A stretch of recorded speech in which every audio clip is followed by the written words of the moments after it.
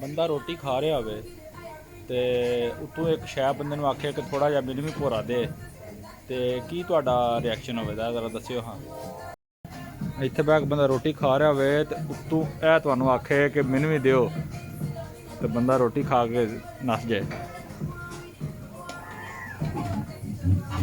ਉਹ ਤੁਹਾਡਾ ਬੇੜਾ ਗਰਕ ਹੋਵੇ, ਤਰਾਹ ਕੱਢ ਛੜਿਆ ਜੇ।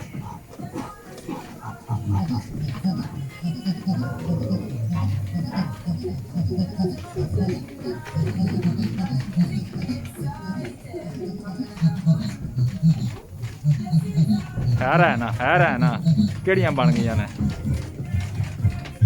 मेरा वाकई तरह निकल गया, यकीन करो।